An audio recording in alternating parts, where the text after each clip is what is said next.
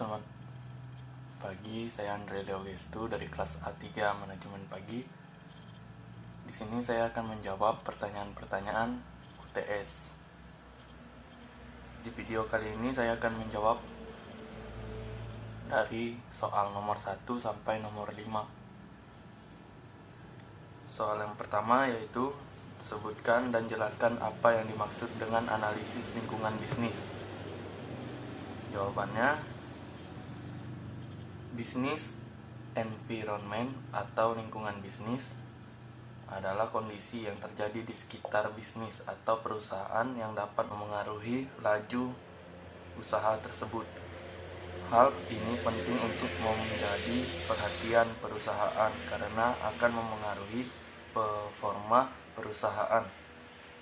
Lingkungan bisnis diklasifikasikan menjadi dua jenis, yaitu internal business environment dan external business environment. Internal business environment adalah jenis lingkungan bisnis yang terjadi di dalam tubuh perusahaan itu sendiri dan punya pengaruh tinggi terhadap aktivitas bisnis. Kebalikannya dengan internal business environment, external business environment merupakan faktor yang terjadi di luar perusahaan. Soal yang kedua, pertanyaannya yaitu jelaskan mengapa perlu melakukan analisis lingkungan bisnis. Jawabannya, agar pembuat strategi dapat mengantisipasi setiap kesempatan dan membantu mengembangkan sistem pemecahan sedini mungkin terhadap faktor-faktor lingkungan yang dianggap mengancam tujuan perusahaan, atau early warning system. Soal yang ketiga, pertanyaannya yaitu jelaskan apa yang dimaksud dengan PESTEL. PESTEL adalah singkatan dari politik, ekonomi, sosial budaya, ekologi, dan legalitas hukum, di mana kelima faktor tersebut digunakan untuk menganalisis faktor eksternal yang memengaruhi pertumbuhan dan jalannya bisnis Anda secara makro. Soal yang keempat, apa yang dimaksud dengan non-market strategi?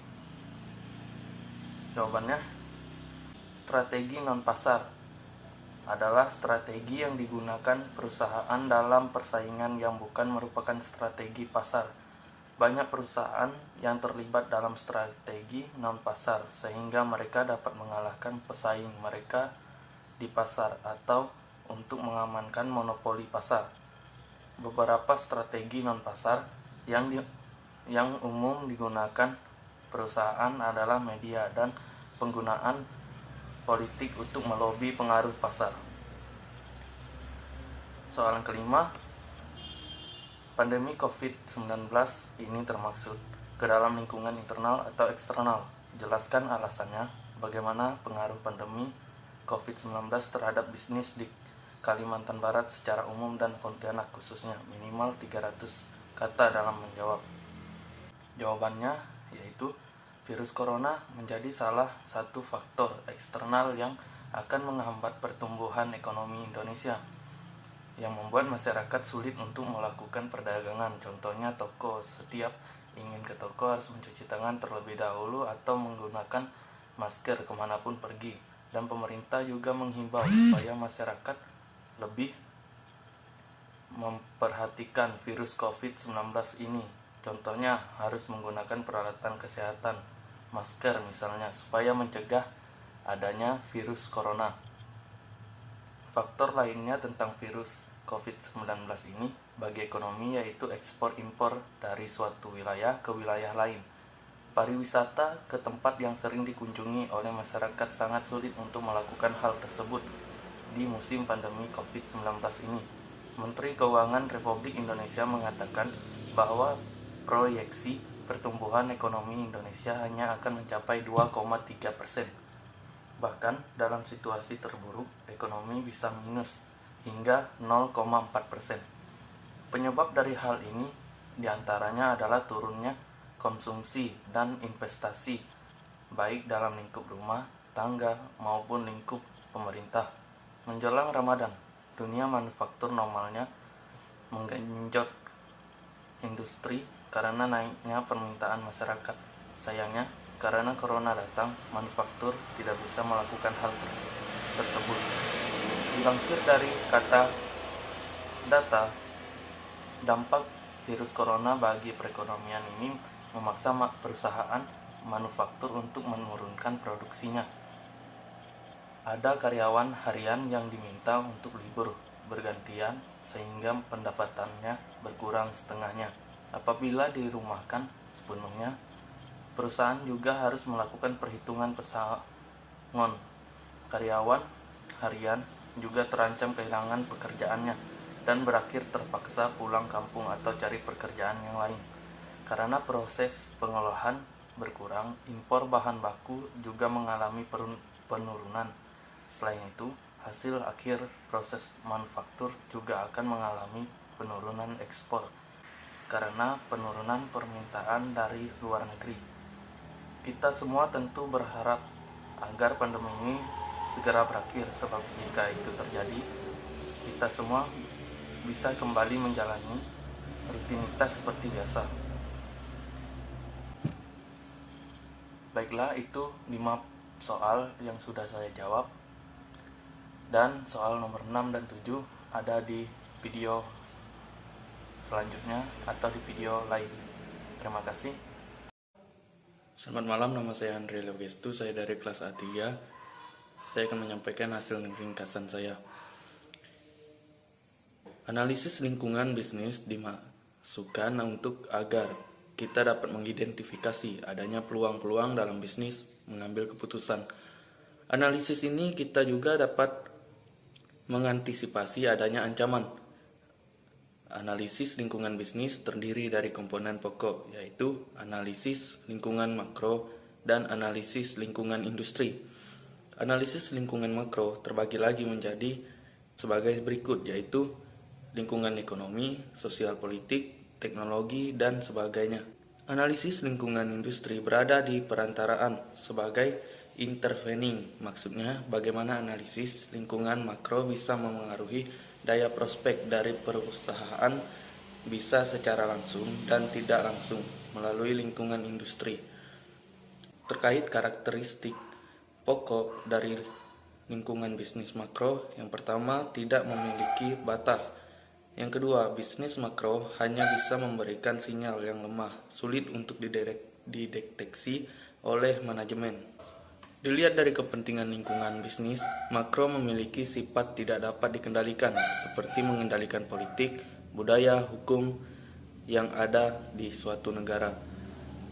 Cara membangun kepekaan perusahaan yaitu yang pertama, 1. Perusahaan harus tanggap akan perubahan selera konsumen.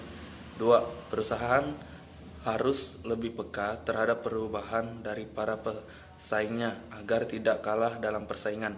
Terdapat beragam pendekatan analisis terkait lingkungan makro, yaitu reguler dan kontinu. Ciri-ciri reguler biasanya dadakan. Contohnya, jika ada perubahan A, jadi kita melakukan dadakan analisis seperti apa perubahan yang terjadi. Ciri-ciri kontinu yaitu secara terus-menerus melakukan analisis. Sekian ringkasan dari saya. Selamat malam, saya ucapkan terima kasih. Baiklah, di video kali ini saya akan menjawab pertanyaan nomor 6 yang tentang analisis lingkungan PESTEL. PESTEL adalah alat analisa yang mempertimbangkan faktor-faktor eksternal dan membantu untuk menganalisa dampak-dampak yang dapat ditimbulkannya.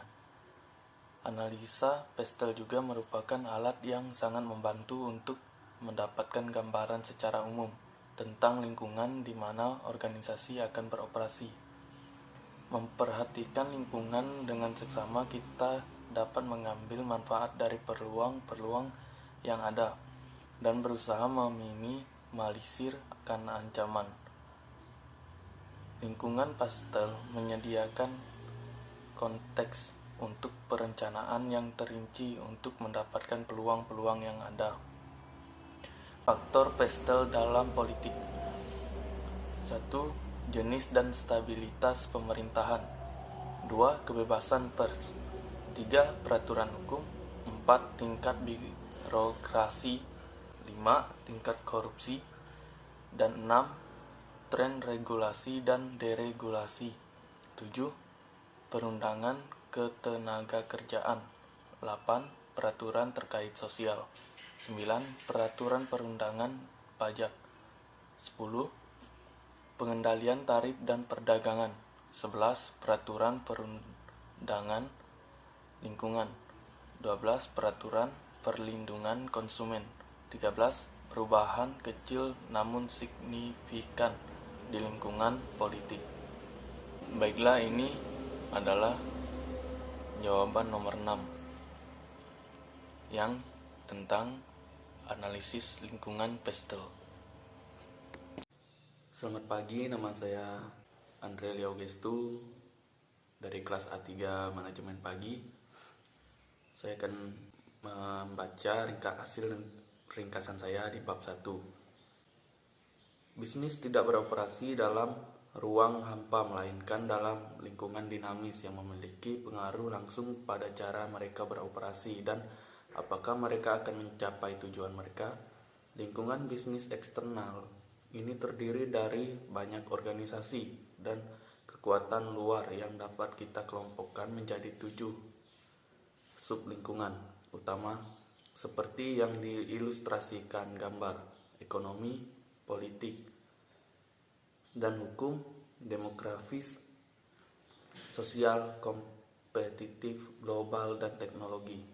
Masing-masing sektor ini menciptakan serangkaian tantangan dan peluang unik untuk bisnis.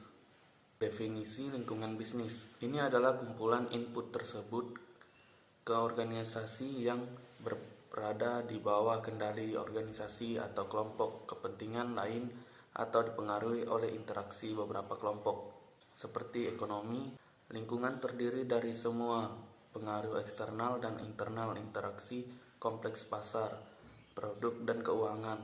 3 komponen dasar dunia bisnis kita. Lingkungan bisnis adalah kumpulan dari semua kondisi, peristiwa, dan pengaruh yang mengelilingi dan mempengaruhinya. Itu luas dan selalu berubah. Lingkungan eksternal organisasi terdiri dari hal-hal di luar organisasi seperti pelanggan unik, pemerintah, pemasok, perusahaan, keuangan, dan kumpulan tenaga kerja yang relevan dengan operasi organisasi. Setiap organisasi ada dalam lingkungan yang melampaui batas formalnya. Lingkungan eksternal ini mewakili sekumpulan kondisi, keadaan, dan pengaruh yang mengelilingi dan mempengaruhi fungsi organisasi. Definisi lainnya, lingkungan bisnis adalah ranah kompleks dari faktor dan kondisi yang mempengaruhi semua peserta dalam perdagangan. Ini adalah campuran dari semua kekuatan yang mempengaruhi aktivitas bisnis tetapi berada di luar, serta tidak dapat diprediksi dan belum pernah terjadi sebelumnya. Bisnis dan lingkungannya. Sebuah bisnis bergantung pada faktor internal dan eksternal tertentu. Faktor-faktor ini diperlakukan sebagaimana mestinya dan badan usaha diharapkan beroperasi di bawah seperangkat sistem lingkungan tertentu. Faktor-faktor ini umumnya tidak dapat dikendalikan dan di luar kendali perusahaan bisnis, tetapi kemajuan, kesuksesan, dan kelangsungan hidup sangat bergantung pada kapasitas dan kemampuan mereka untuk berhasil beradaptasi dengan perubahan lingkungan yang berada di sekitar bisnis. Dengan demikian, organisasi bisnis menangani lingkungan dengan melakukan transaksi berikut. Mereka menerima input, produsen menerima bahan mentah, pialang saham menerima informasi keuangan terbaru, dan otoritas lokal menerima data tentang kebutuhan perumahan. Lingkungan bisnis yang dinamis. Tidak ada bisnis yang besar atau cukup kuat untuk menciptakan perubahan besar di lingkungan eksternal. Jadi manajer terutama adalah pengadaptasi terhadap perubahan, bukan agen. Suku bunga adalah bidang lain yang berubah sesuai dengan aktivitas ekonomi.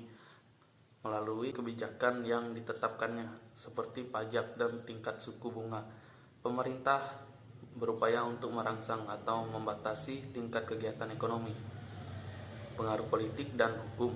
Iklim politik suatu negara merupakan faktor penting lainnya yang perlu dipertimbangkan oleh para manajer dalam melakukan operasi bisnis sehari-hari, termasuk kepemilikan asing atau properti bisnis dan perpajakan.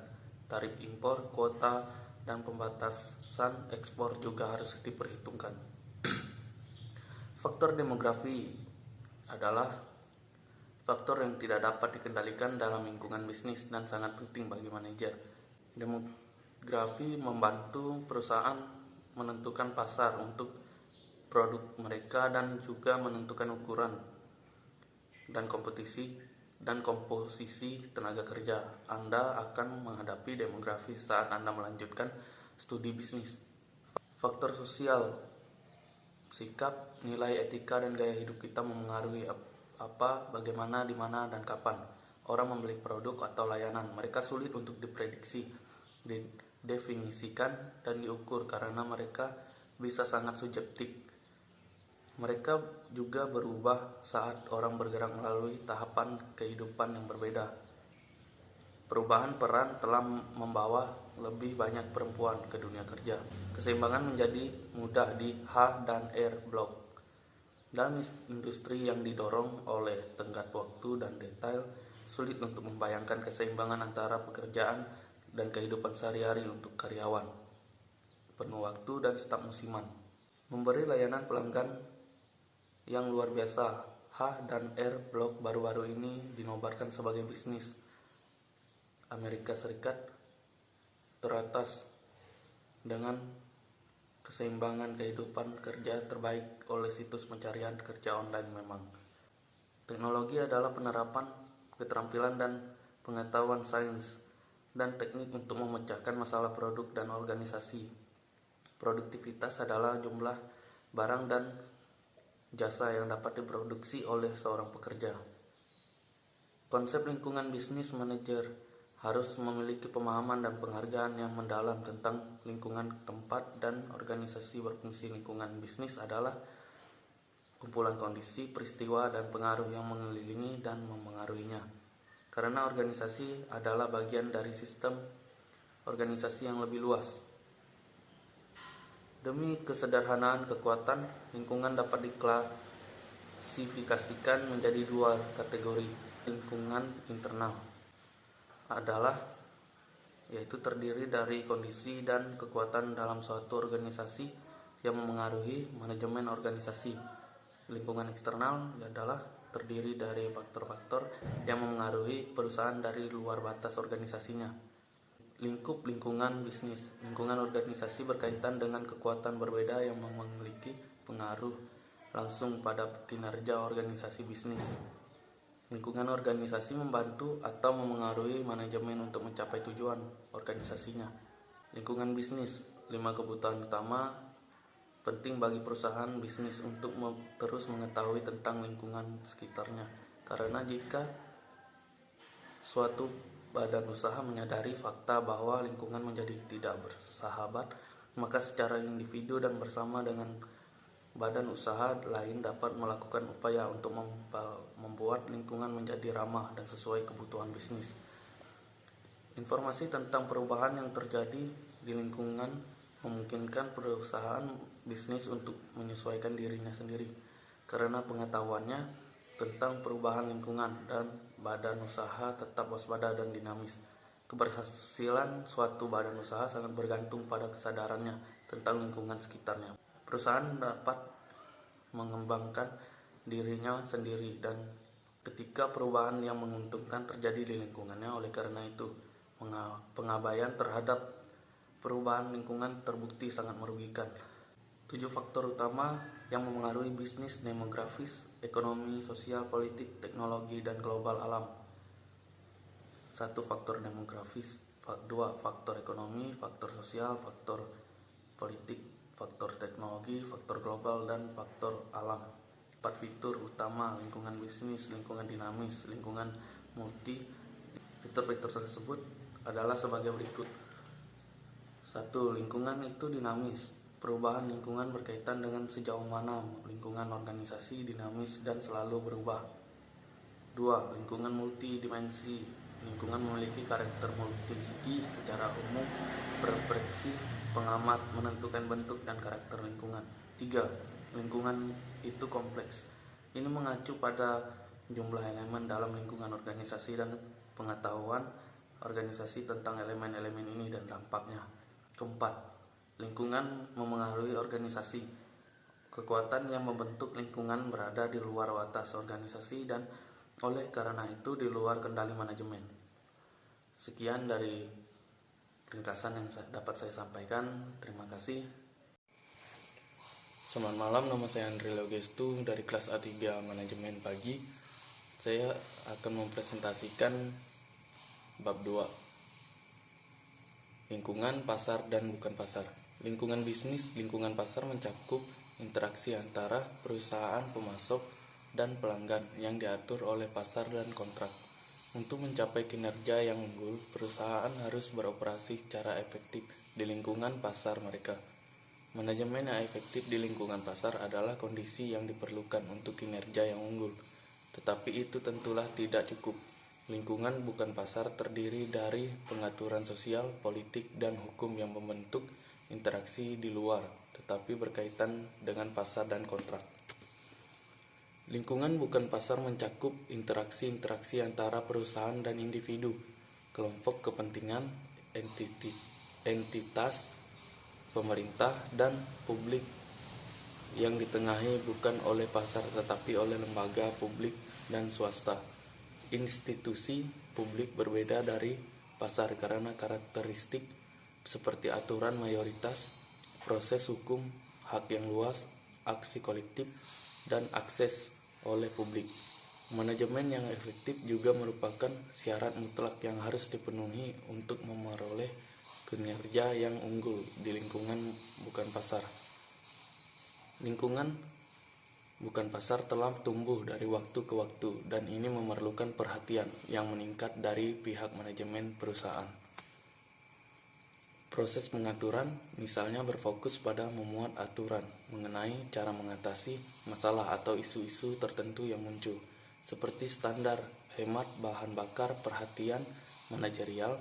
Dengan demikian berfokus pada isu-isu spesifik yang mengaruhi kinerja dan cara menghadapi serta mengatasi kekuatan yang menggerakkan isu-isu tersebut, lembaga-lembaga yang berkepentingan dengan isu-isu tersebut, dan partisipasi perusahaan dalam melakukan penyelesaian terhadap masalah-masalah yang muncul tersebut. Peran manajemen. Karena pentingnya strategi bukan pasar terhadap kinerja manajerial dan organisasi, strategi bukan pasar merupakan tanggung jawab manajer. Perusahaan beroperasi di lingkungan pasar dan lingkungan bukan pasar. Manajer diposisikan untuk menilai dampak dari kegiatan pasar perusahaan mereka pada lingkungan bukan pasar dan dampak perkembangan di lingkungan bukan pasar terhadap peluang dan kinerja pasar. Manajemen dengan demikian bertanggung jawab untuk merumuskan dan menerapkan strategi pada pasar dan bukan pasar. Perusahaan biasanya menangani masalah non-pasar secara proporsional bilater. Dampak potensial mereka pada kinerja. Manajemen yang sukses membutuhkan kerangka kerja untuk menganalisis isu-isu non-pasar, prinsip-prinsip yang digunakan, dan strategi untuk mengatasinya. Manajer bagaimanapun pada akhirnya harus mengevaluasi kualitas saran yang mereka terima dan menggabungkannya dengan pengetahuan mereka sendiri yang berkaitan dengan pasar dan lingkungan bukan pasar. PSA dan FCA gabung kekuatan jadi raksasa mobil nomor 4 dunia. Dalam siaran pers yang diterima Detikcom, keduanya sepakat membentuk grup baru dengan pembagian komposisi saham yang rata alias 50/50. Untuk kedua grup, jika digabungkan dari sisi penjualan mobil, keduanya akan mencetak angka 8,7 juta per tahun. Cukup untuk menjadikan grup baru itu sebagai raksasa mobil nomor 4 dunia. Setelah Volkswagen, Toyota dan aliansi Renault-Nissan.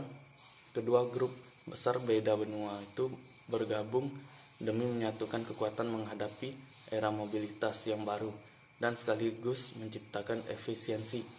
Gabungan keduanya akan menciptakan mobil yang kuat dan bagus di segmen mewah, mobil penumpang, SUV, serta truk ringan dan truk komersial. FCA akan bisa mendapatkan akses untuk platform kendaraan PSA yang lebih modern agar mempermudah mereka mengatasi standar emisi yang lebih ketat. Merek-merek mobil yang berada di bawah naungan grup ini cukup banyak.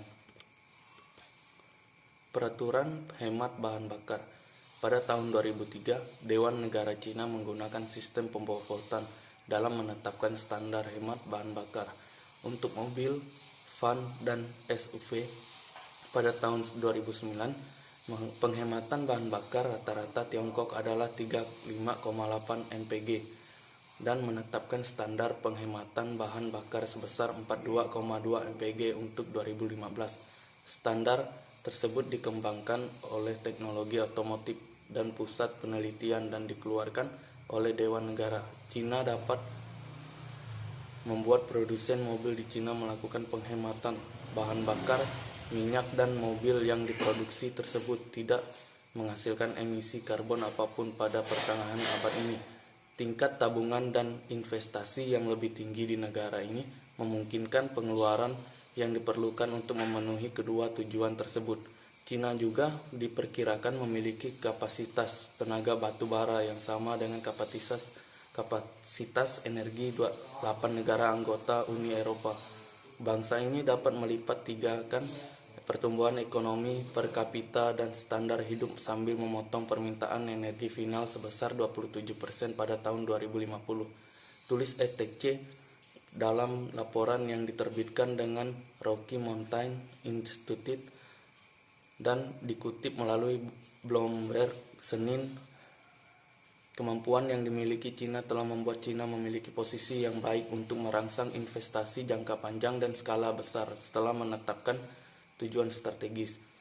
Regulasi hemat bahan bakar mendapat tekanan kuat dari kelompok pemerhati lingkungan.